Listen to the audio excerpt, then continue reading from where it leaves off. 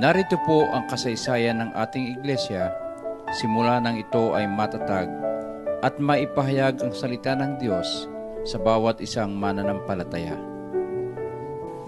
Noong Oktubre 1959, ang pamilya ni Mamay Pusi Asi at Nanay Bombay Asi kasama ang pamilya ni Pastor Pablo Heron, buhat sa Calapan, Biga Oriental, Mindoro, ay ginamit ng Panginoon na pasimulan ang gawain na maibahagi ang salita ng Diyos sa Barangay Tabangaw, Ambulong, Batangas. Noon ay sa bahay-bahay sila nagdaraos ng mga gawain tulad ng pananalangin at pag-aaral ng salita ng Diyos.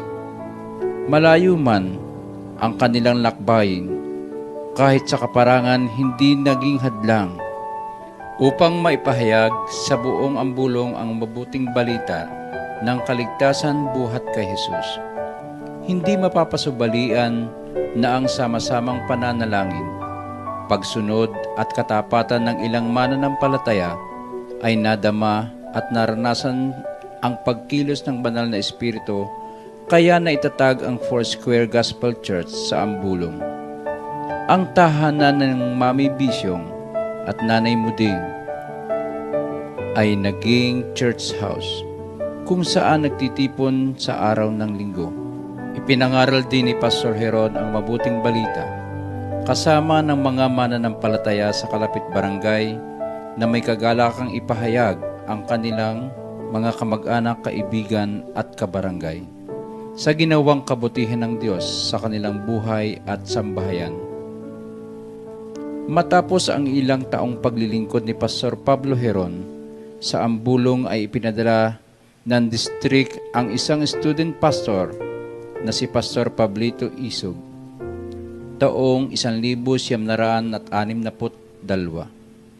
Matapos ang kanyang graduation sa FBC noong taon ding iyon, ay ipinadala ng district si Pastor Ernesto Lagasca kapalit ni Pastor Pablo Isog na kaniyang kaklase na umuwi sa Antique at doon na nangaral. Patuloy na dumami ang mga tumanggap kay Kristo Jesus bilang tagapagligtas. Kaya sa pagtutulungan ng mga kapatiran at sa pangunguna ni Pastor Lagasca ay naitayo ang kauna-unahang simbahan na yari sa pawid, sa wali at kawayan sa lupa ng mga Soriano. Sa isang karangalan natin na siya ang naging kauna-unahang presidente ng Church of the Foursquare Gospel of the Philippines. Taong 1964, ang naging lingkod ng Diyos ay sina Pastora Dory Nilo at Pastora Meli Matignas. Nagkaroon ng mga outreaches sa mga bata sa Libutakad at San Isidro. Si Pastor Jovi Trinidad ang naging manggagawa noong taong 1967 na naging kabalikat sa pagtataguyod ng isang programa sa DCAS, ang Hardin ng Panalangin ni Pastor Proceso Marcelo.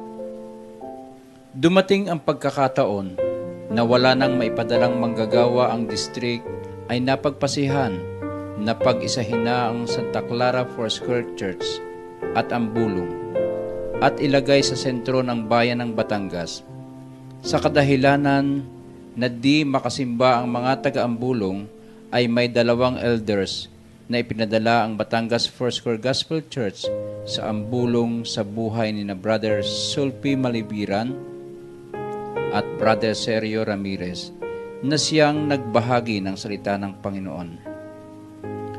Muling ibinalik ang gawain sa Ambulong sa pangunguna ni Pastora Carmela Cabete noong 1975, nakapagpatayo ng ikalawang bahay-sambahan na nakatayo sa lupa ng Mamay Pusi Asi.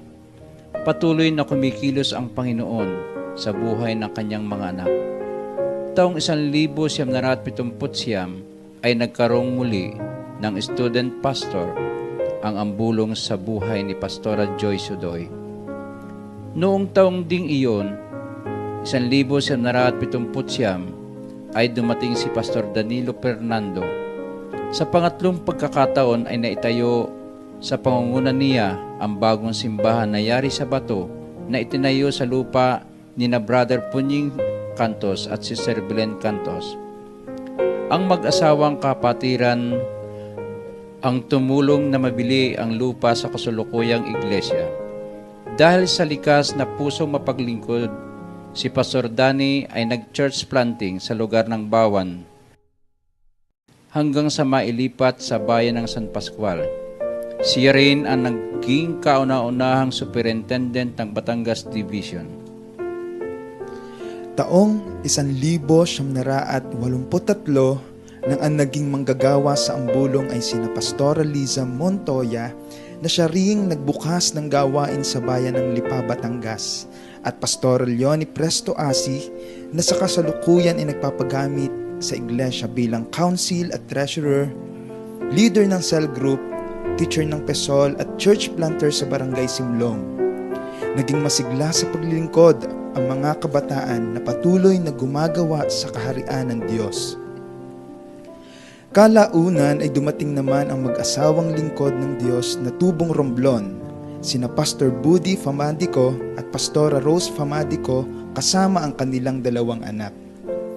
Sa kanilang paglilingkod, lalo pang naging aktibo sa gawain ang mga kabataan.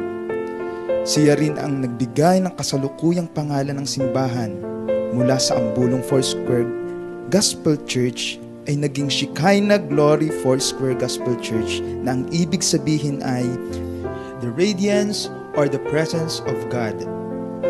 Siya rin ang nanguna sa pagkakaroon ng isang daughter church sa Lobo na pinangunahan ni Brother Ben Villarreal at ni Pastor Benji Taiko.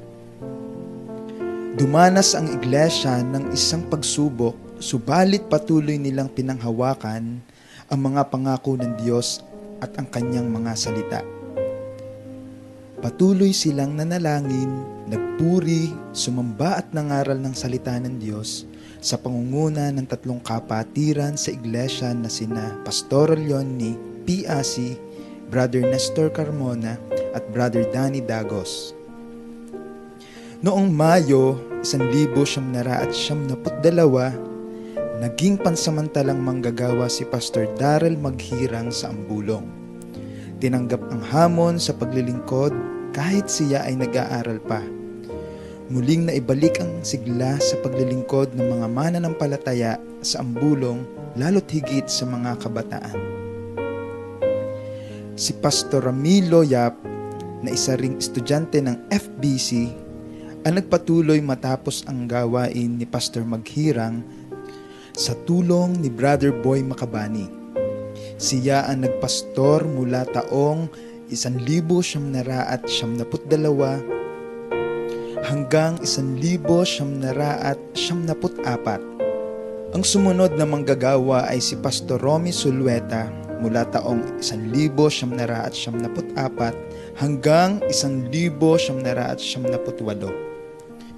Sumiglang muli ang mga kabataan na naging katuwang sa iba't ibang ministry. Binigyang pansin niya ang kahalagahan ng Sunday School at nagbahagi sa Moral Recovery Program sa mga taga Santo Niño. Muling nalipat ang bahay-sambahan na ipinatayo sa nabiling lupa ng iglesia sa kasalukuyang lokasyon.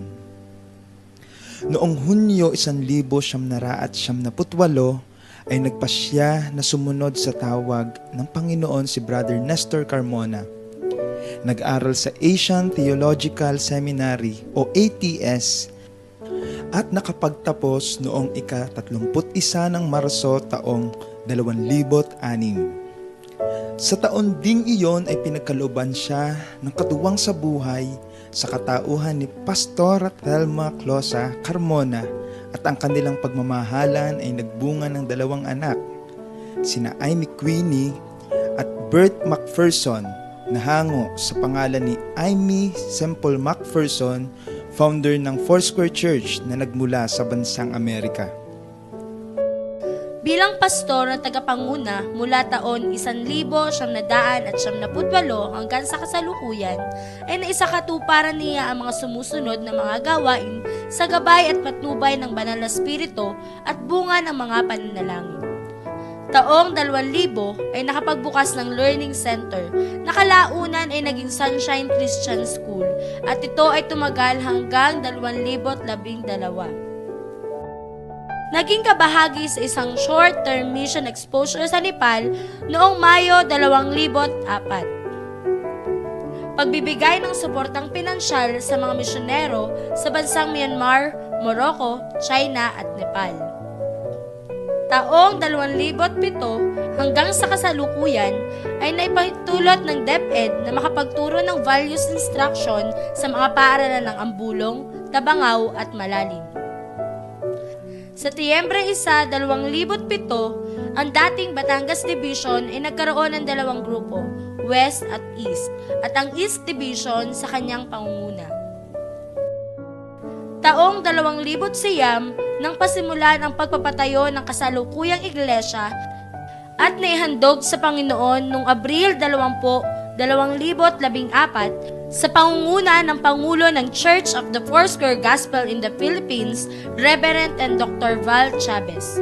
Ang kasalukuyang halaga ng nagasto sa pagpapagawa ng iglesia ay umabot sa 5 milyon. Ito ay isa ikatuparan sa biyaya ng Diyos sa tulong ng mga tapat at mapagbigay na kapatiran at iba't ibang fundraising activities ang nailunsad. Malaking sakripisyo ang naranasan ng mga kapatiran habang ginagawa ang iglesia sa kadahilanan na isa lamang malaking tent ginaganap ang lahat ng gawain ng iglesia. Pagpapatupad ng G12 Vision noong Disyembre 2010 hanggang sa kasalukuyan sa tulong ng mag-asawang Pastor Ninoy at Pastora Gina Yape na naglalayong gawing leader ang bawat miyembro ng iglesia at hubugin upang maging tunay na alagad ng Panginoong Hesukristo. Taong 2010 nang naging host ang iglesia sa yearly Foursquare Bible College Extension na nakapag-aral ang mga manggagawa at leader ng bawat simbahan na hindi nagkaroon ng formal Bible at ministry training. Dahil sa katapatan ng mga miyembro sa larangan ng pagbibigay, ang Shekinah Glory Foursquare Gospel Church ay nahirang sa pangalawa sa top tithes and offering and mission pledge giving sa buong Southwest Luzon District noong taong 2012. Ang iglesia ay naging kabahagi ng short-term mission exposure ng mga kapatiran galing sa bansang Korea, Unori Russian Ministry noong Pebrero 20 hanggang 28, taong 2013, at pagbisita ni Margarita Ortega Ibarra mula sa bansang Mexico. Taong 2014 ay nakapagbukas ng mga gawain sa iba't ibang lugar ng Batangas City tulad ng Barangay Malalim at Barangay Kumintang Ibaba. Ang Children Ministry ay umabot na sa 13 outreaches sa iba't ibang lugar. Sa unang 4 na buwan ng taong 2015 ay nabuksan din ang mga gawain sa Barangay Tabangaw at Barangay Bilogo, at ito ay nasundan pa ng mga sumunod na buwan sa Barangay Simlong, Barangay Tinggalabak, Barangay Conde, Barangay Gulod at Barangay Tabangaw Dao. Sa patnubay ng Banal na Espiritu ay patuloy na lumalago ang mga gawain na nauna nang nabuksan noong mga nakaraang taon sa Barangay Concepcion at iba't ibang sitio ng Ambulong. Buwan ng Agosto taong 2015 nang ilunsad ang OSL, Operation Solid Lives, ng South Luzon District at 5 kapatiran ang nakapagtapos ng pag-aaral at pagsasanay ng unang bahagi ng programa na kinapapalooban ng 5 antas o bahagi. At alinsunod nito ay 15 kapatiran ang nakapagtapos din kamakailan lang na inilunsad na ng iglesia sa pangunguna ng mga kapatiran na naunang nagtapos noon. Hunyo 16, 2015 ay nakabili ng sasakyan ng iglesia upang magamit sa lumalagong gawain sa paghayo ng mga kapatiran sa iba't ibang bahagi ng Batangas City. Ang lahat ng kaganapang ito ay bunga ng maigting at sama-samang pananalangin ng mga kapatiran, at kaalinsabay nito ay ang matapat na pagsunod sa tugon at tawag ng Diyos na ng bawat isang mananampalataya. Kaya naman, ang pagkilos ng Diyos ay hindi maikukubli sa ipinakita niyang kabutihan at katapatan sa buhay ng bawat mananampalataya. Ang nag-uumapaw na hangarin ng bawat isa na masunod ang kalooban ng Diyos sa kanilang mga buhay ay humantong sa paglago at malawakang gawain ng ating Panginoon sa lugar ng ambulong at mga katabing barangay. At ang hamon ng bawat isa ay ang kaakibat nitong responsibilidad upang patuloy na matugunan ang pangangailangan nito at ang mga tahaking panghahakbangin tungo sa sukdulang hangarin na makapagpatayo ng mga iglesia sa iba't ibang parte ng Batangas City by the year 2017. We need more of you, Lord Jesus, to minister more. Sa Diyos ang papuri at pasasalamat.